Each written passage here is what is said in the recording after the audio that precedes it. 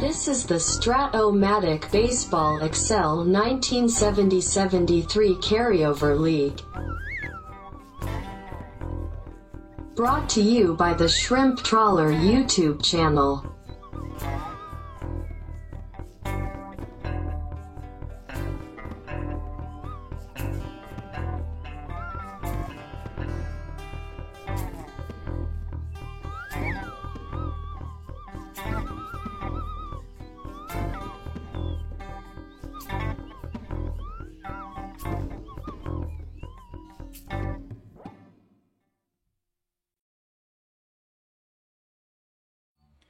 Welcome back, baseball fans, to the 1970-73 Carryover League. We're continuing into some divisional best-of-7 games before the All-Star break, and we are in the National League North, and we have the Pirates and the Cardinals. And this has been a bizarre tale of two franchises, timeline or not. It is peculiar and...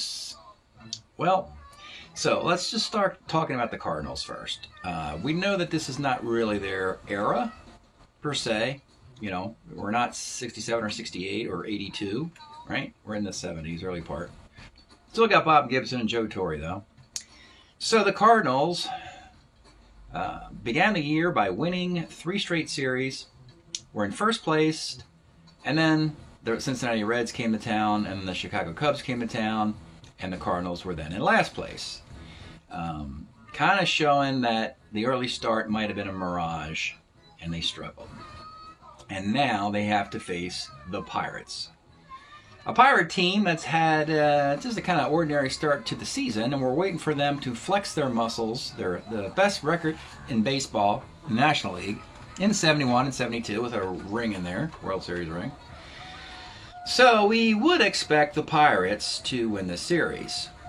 Interestingly, in the last series, the Cardinals lost with Gibson about to pitch in the next game. So unfortunately for the Pirates, they get Gibson in Game 1. Let's see what happened as the series opened up in the newly opened Three River Stadium. Bob Gibson and the Cardinals visit Bob Moose and the Pirates. I can get through these games quickly, folks. In the 4th inning, couple singles, a pass ball, then an RBI single by Sadakis and a sac fly by Bob Berta, and there's 2 runs. And Mr. Gibson, who's having a masterful year, and the star is shining for the Hall of Famer, has this fun little trick he does with the Pirates, toying with them, allowing singles in the 2nd, 3rd, 4th, 5th, 6th, and 7th innings, one more in the 9th. Truly scattering 7 singles and 0 walks and 11 strikeouts and a 2-0 shutout. Rather fascinating way he did that there. It's almost like, yeah, you'd have to literally steal second, get a grounder to third, and score on a sac fly to produce with scattered singles. And of course, the Pirates did not do that. They lose at home 2-0. No biggie, right? We are talking the Pittsburgh Pirates. We're talking one of the best teams in baseball. Things like that happen. They get shut out. All right. Well, what happens in Game 2? Game 2 is an extra inning affair, and it is Danny Combs getting the start against Bruce Kison. Combs acquired in an all-season trade. Turns out, this is a pitcher's series. Combs goes 7 1/3, giving up a run. Kison goes 7 2/3, giving up a couple runs. This is a 2-2 game, and it goes into extra innings. It goes into the 12th inning. No offense from these two squads. Not only no offense, but blown opportunities on both sides. We get guys caught stealing. We get guys thrown out on the bases. We got guys committing errors. We got relievers not getting anybody out. Both sides are making lots of screw-ups, and it's kind of ugly baseball between these two squads, bemoaning teams who are clearly struggling at this point of the season. Long last, finally, it's Joe Torre. You know, him and Bob Gibson, the Hall of Famers, doing their due diligence for the Cardinals here. Solo homer in the top of the 12th. The Pirates cannot respond. The Pirates have 2 runs in, 21 innings here. They lose 3-2, and they lose 2 straight at home.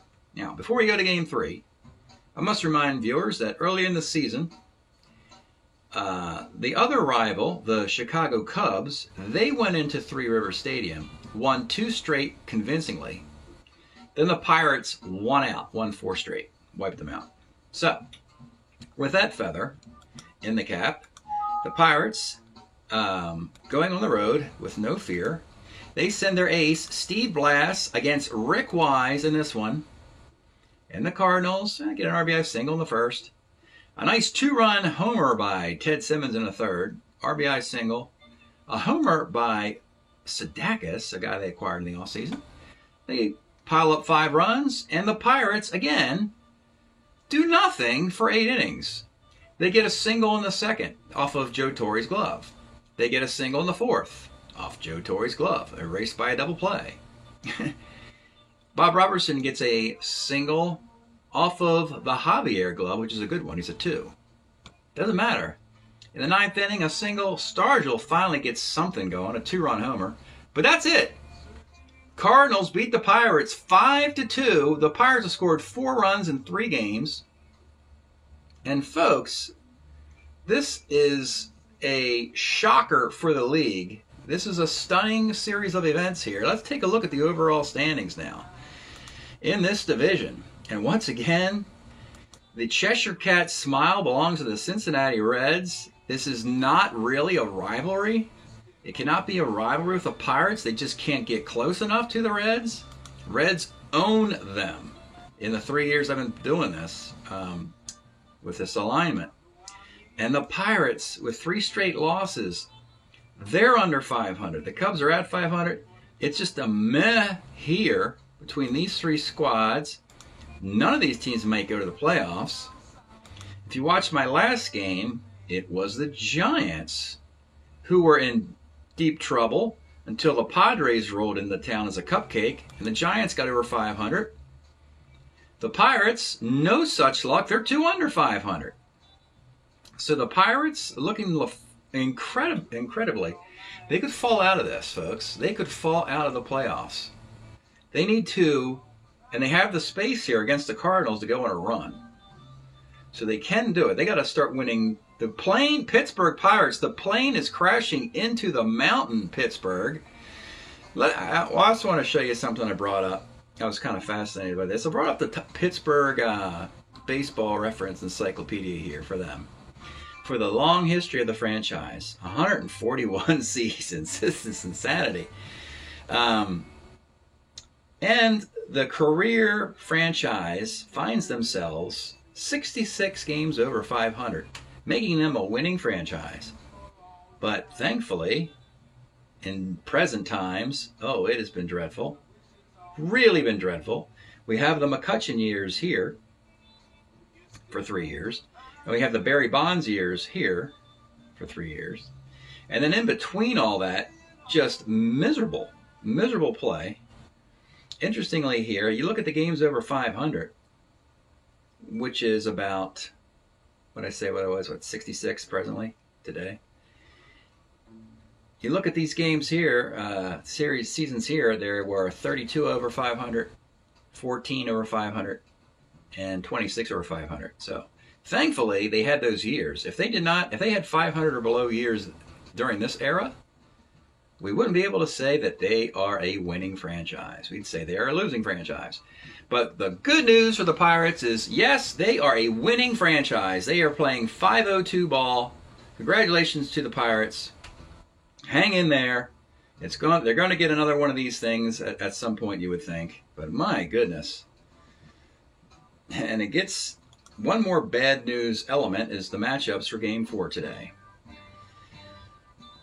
The Pirates, we found out that the Cardinals have left-handed hitters and switch hitters on their team, and they're pretty good against righties, not that good against lefties. And in the first 3 games, it was Bob Moose, Bruce Kison, and Steve Blass. 3 righties. And looking closely at these 3 guys, Kison, Moose, and Blass are all better against righties and not so much against lefties. So we now know this has been the weakness that's plagued the Pirates this year. You know, even Blass, the hero of the 71 series, he is much better against righties than lefties. And the Baltimore team could not take advantage of that in Game 7 of that World Series. But today, the Pirates are going to hang their hat on the only lefty in the rotation, Jim Rooker, a guy they acquired from the Kansas City Royals. Unfortunately, though, coming back on short rest, you guessed it, folks, Bob Gibson for the Cardinals. Talk about a worst-case scenario for the Pittsburgh Pirates in this carryover league. This is it. This is today's day. Today is the sea change moment for a team that could be humbled and have to fight, scratch, and claw to get back up to that high pedigree we predicted, which was a World Series appearance. That was my pick. I picked the Pirates and Oakland to go to the World Series this year. And if the Cardinals and Bob Gibson sweep them out of Busch Stadium in St. Louis, I'm going to look pretty silly as the creator of this league if the Pirates fall 3 games under 500. So let's get started.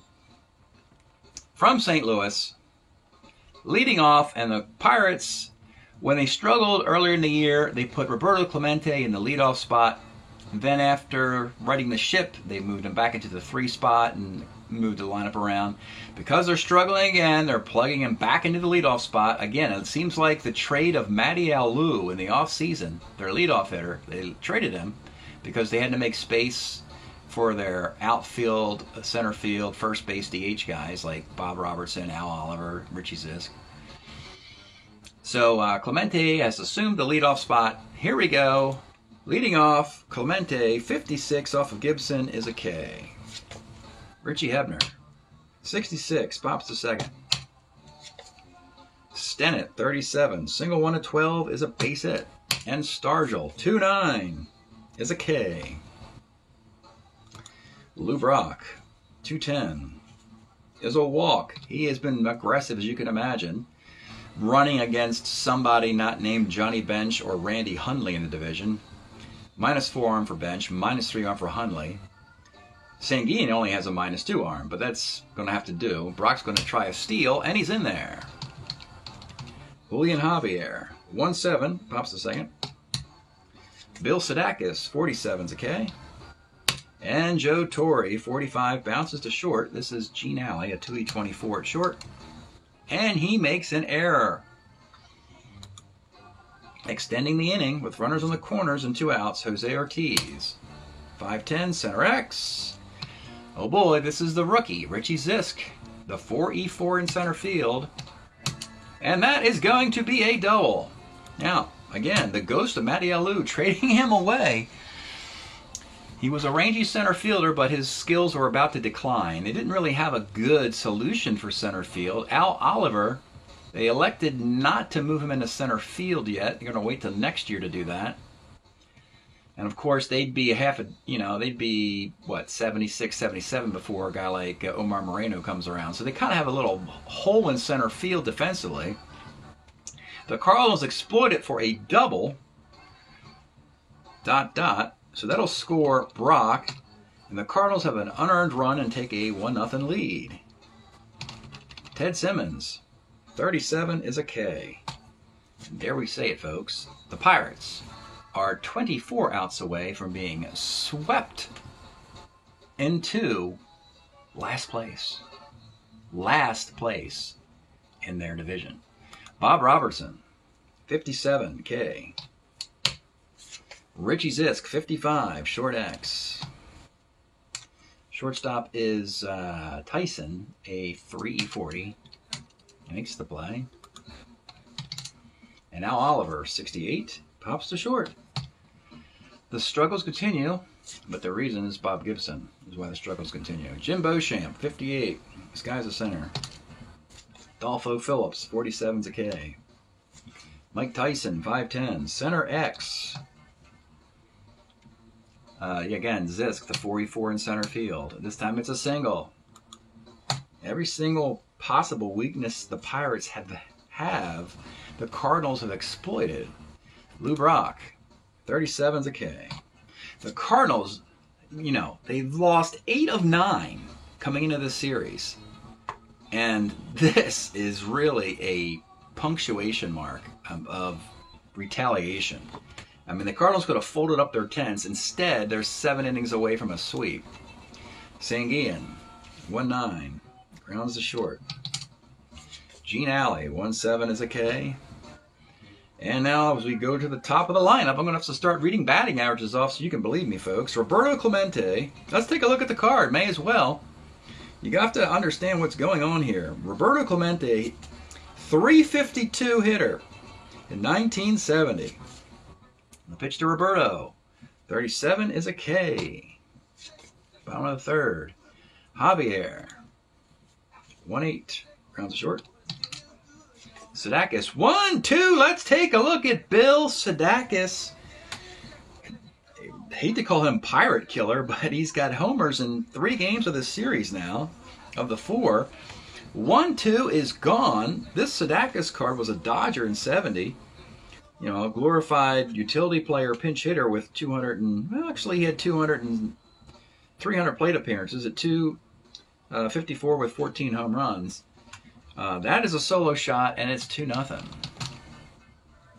Joe Torre, 59, center. And Jose Ortiz, 2-6 is a single. Ted Simmons, 6-12, second X. But you got Stennett, who is a 40-41 in there for his bat, and that's a single ... Runners on the corners, 2 outs for Jim Beauchamp, who skies the left. 2-0. We'll go to the 4th. We'll continue with the Pirate batting averages.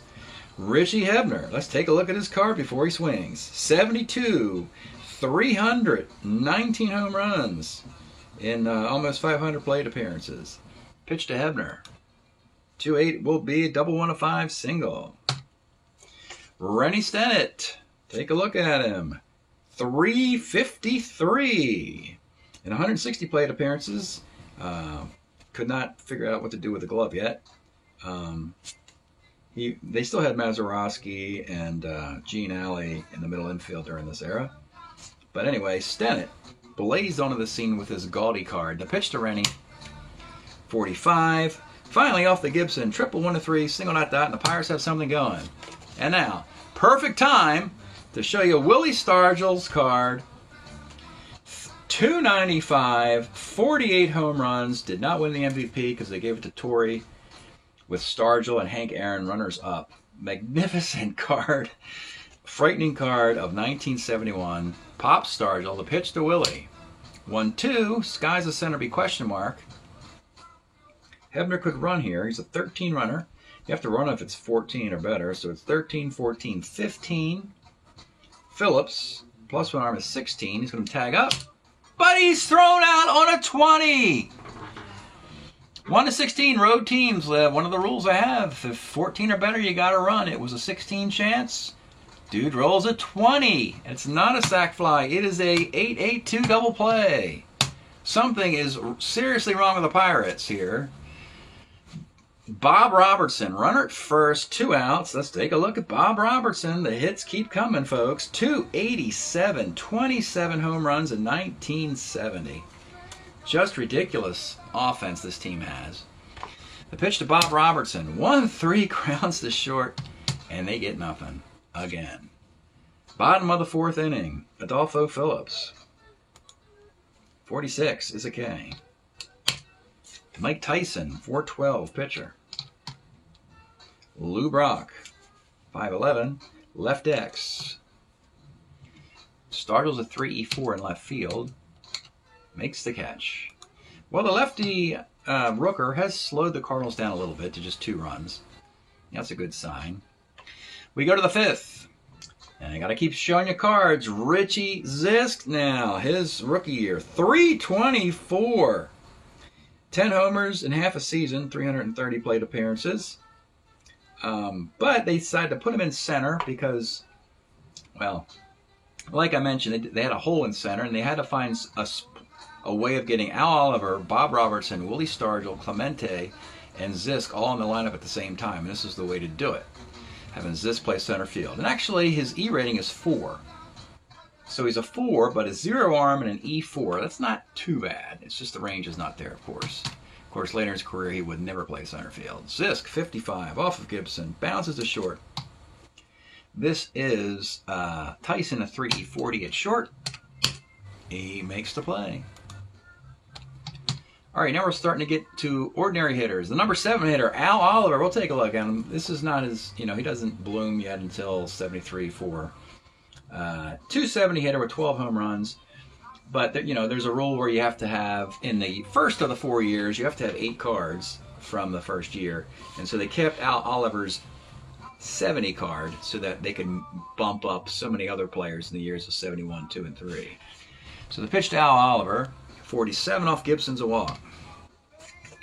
Ty runs Manny Sanguillen, your number 8 hitter. Take a look at Manny. This will be the last one of the inning we show. Because I have to show you what a number 8 hitter looks like for the Pittsburgh Pirates. This number 8 hitter, he hit 325. Where are you going to put him, folks? I just showed you the monsters. Sanguillen bats 8th because he only had 7 homers. And he doesn't walk very much either. And he hits lefties better than righties. But he's also got a -2 arm. And he has to bat 8th on this team. He'd be batting 3rd on most other teams in Strat. But here he is, big moment, in the 5th inning. 2-7. Manny comes through with a base hit in the center field. Oliver will hold, will not try and go coast to coast. First and second. And Gene Alley.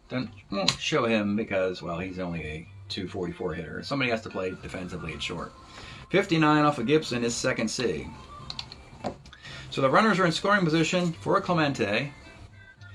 Second and third, 2 outs.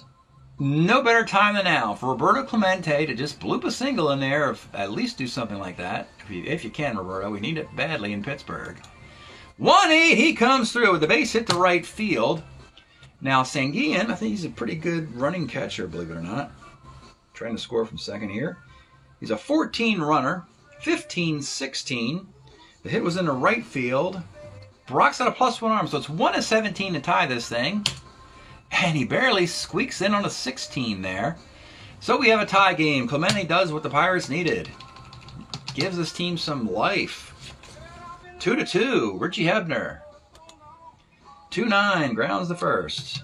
We got a new baseball game, 2-2 in the bottom of the 5th. Let's pause a moment for station identification. This is the Shrimp Trawler video channel. Este es el canal de videos de camaroneros. All right, Javier leads off for the Cardinals. 45, bounces short. This is Alley, 2E24 at short. Makes the play. Bill Sadakis, 69, single off of Rooker. Joe Torre, 312 against a lefty is your Lomax, so he catches the guy off of first, leaning too much on the line drive, and that's a double play. We'll go to the 6th. 2-2, Rennie Stennett. 37, single, 1-2, 12. Roll of 13 and just missed a single. Willie Stargell, 2-4, K. And with 2 outs, Bob Robertson, 2-5 is a K. So, the great Bob Gibson has given up a 2-out, 2-run single in 2 starts. And in 15 innings against this great Pittsburgh lineup. The Cardinals, they got to support their Hall of Famer if they can. Jose Ortiz in the bottom of the 6th. 110 is a base hit. Rooker's a starter 7. But, again, because he's left-handed, we feel that's an advantage. Also, the Pirate bullpen, Justy and Hernandez, well rested if they need to go long. And they've been going long all year. These 2 relievers, Justy and Hernandez, lead all relief pitchers in innings pitched to this point. Oddly enough, they'd probably go to the All-Star game along with a bunch of other Pirates. But anyway. Ted Simmons, 46, off of Rooker's a K. Jim Beauchamp, 1-3, flies to right. Adolfo Phillips, 6'10", catcher card, and that is Sanguillen's a 3-6, and it's a ground ball. Okay. 7th inning, 2-2 game. Nail biter in St. Louis. Both teams really tight here. The Cardinals, don't forget, they, besides just sweeping the Pirates and feeling that bit of glory, they feel after their great start and the horrible losing streak, they can come back and get into this playoff picture. They currently are ahead of the Pirates anyway. So, yeah, this is big news here for the Cardinals and Pirates. Richie Zisk in the 7th. 37's a K. Al Oliver, 2-3, pops to short. And Sanguillen 212. Pops to third. Bob Gibson. 1 minor blemish and 2 starts. It's a 2-2 game. Stretch time here in St. Louis. We've been listening to The Meters. 1970 LP. Struttin'. With Wichita Linemen's on this one. Yeah, that's a great version of that one. All right. I'll turn some of this up a little bit for you folks. Bottom of the 7th. Jim Rooker continues. It'll be Mike Tyson. 32 is hit by pitch. Lou Brock. 39, first B. He is on base. He has 1 stolen base today. He's going to try and steal now. He's in there on a 5. Brock's on second base with 1 out for Julian Javier. Rooker will continue. Julian Javier, 3-6. Let's take a look at Julian Javier's card of 1970. Career starting to wind down. Still got the great range. 530 plate appearances, 251. Much better against lefties than righties. 3-6 is triple 1-7, single dot. He gets the 5. He gets a triple here. That scores Brock. 3-2 Cardinals. With a runner at third and 1 out, and now you got Sadakis, Torrey, and Ortiz. And now it is time, I think, finally, we have to get Rooker out of here after 6 1/3, a batter away from breaking, and go to our talented relief duo, Justy and Hernandez. We'll start with Justy here in the 7th. With a runner at third, the infield's definitely coming up here with Bill Sadakis, who's better against lefties. And Justy's also better against lefties, so they need this out. The pitch to Bill Sadakis. 2-9, he comes through again. Double 1-16.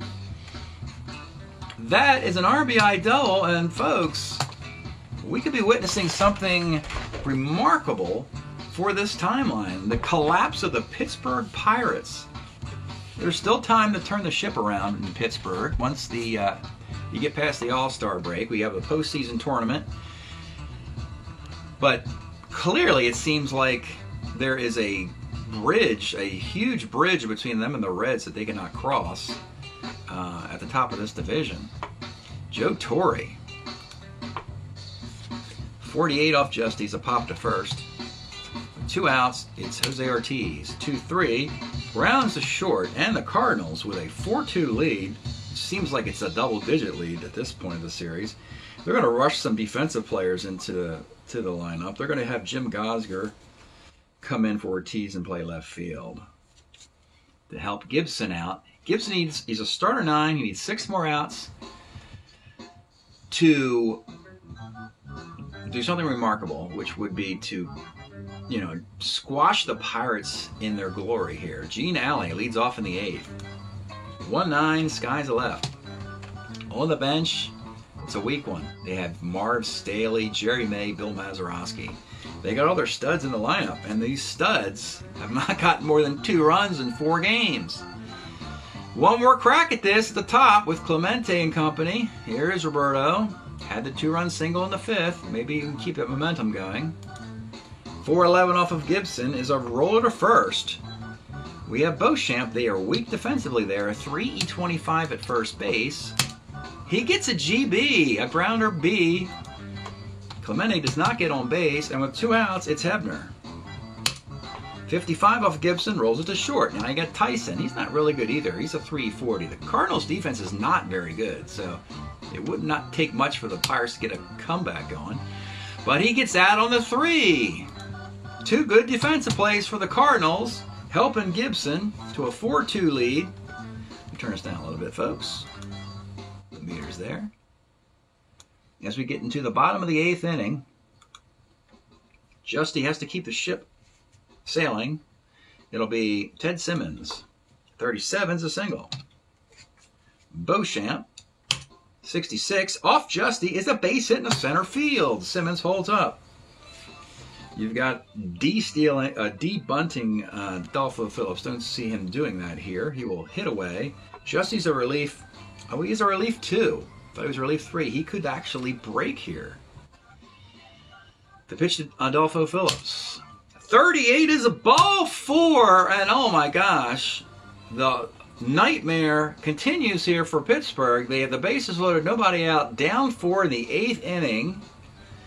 Justy just broke. I don't know how to make this any worse than this. I guess here comes Ramon Hernandez. Now I'm going to bring the best reliever in the National League during this time. 1972, Ramon Hernandez, 5-0 with a .67 ERA. You know, the latest guy to attempt to come to the Pirates' rescue here in the 8th inning. He'll face Mike Tyson. The bases are loaded, nobody out. Mike Tyson looking for a knockout. Thanks, folks. I just appreciate that. Mike Tyson, the pitch. 5-12 off Hernandez. As pitcher B, he gets gunned down at the plate. They're going to keep it up again for Lou Brock. 46 off of Ramon Hernandez. That's a clean single to left field. That'll score 1 run. Phillips will not challenge the Stargell arm. Stargell does have a -4 arm in left field. But it is now 5-2. The infield's up for Julian Javier. You saw his card earlier. 3-9 is singled out. It is now 6-2. Still got to keep it up. Try and keep this within a grand slam in the ninth. Bill Sadakis, 66, lines to short. And with 2 outs, it's only Joe Torre. Well, let's show you his card, folks. He hasn't done much today. But this is the 1971 Joe Torre MVP, 363 batting average, 24 home runs. And he led the league in RBI, which is a big reason why he got the trophy. He had more RBI than the 48 home runs of Stargell and Hank Aaron, which is pretty remarkable. Joe Torre, the pitch. 1-7, Joe Torre with a double to center field over Zisk. 1 run is scored. 2 runs is scored. Does Javier try and score from first to rub it in? He's at 18, and he does! A 3-run, 2-out double for Joe Torre. And the low mark of the Pirate franchise here this is clearly it. It is now 9-2 in a sweep effort in Game 4 with Bob Gibson tailing off in the dugout. Jim Gosger, 58 is a K. The humbling of the Pirates here. And I'm pretty humbled myself. These are my World Series team, and they've got to do a heck of a lot of work at this point to get a chance at that World Series. Gibson in the 9th. It's Rennie Stennett leading off. 46 gets a base hit. Stargell, 56, skies the right. Bob Robertson, 55, short X. Tyson's a 3 at short. E40 though. GB, fielder's choice. 2 outs, runner at first for Richie Zisk. 47 off Gibson. Single 1-2. Rolls a 17. That'll do her, folks. We get a sweep. The St. Louis Cardinals really damaged the Pittsburgh Pirates' chances in this league with a 4-game sweep. A stunning sweep. A Cardinal team that was just swept by the Cubs and lost 4 out of 5 to the Reds. They were expected to wither away. Instead, their pitching dominates the Pittsburgh Pirates, who could only score 6 runs in 4 games. And when we look at the stats, oh my goodness. So Hernandez, he was awful. 3 hits, 2 runs, and a K. Justy, 2/3 of an inning, gave up 3 hits, 2 runs, and a walk. Rooker was okay, but okay, he's not going to get it done. 8 hits and 5 runs. Excuse me, it should have been 4, right? Oh yeah, 3 runs charged to Hernandez there. The 4 runs, yeah, the 2 in the 7th that were earned, and an unearned run in the first for a total of 3. 2 walks, 6 strikeouts. 1009, 0108, 91426. 1837, 3718. Folks, I did not see this coming at all. This is a stunner. I would say this was the first stunning series I've had in this timeline. Most of the other franchises are on par of what where they should be. And this comes right out of the blue.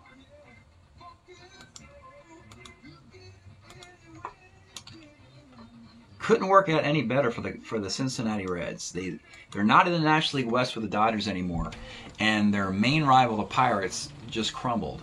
So the Cincinnati Reds have an easy way of getting to the division title and possibly a top seed. It looks like it's the Reds, Mets, and Dodgers as the top dogs in the league, with a bunch of teams trying to sneak into that higher ground there. All right, Cardinals, after being left for dead, have got back to 500 at 13-13. They've won.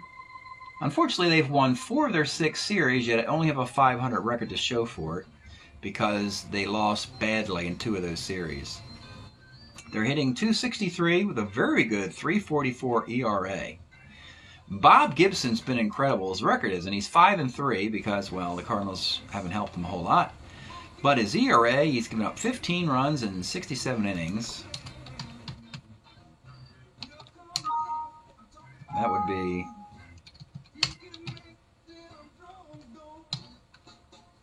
an ERA of .201.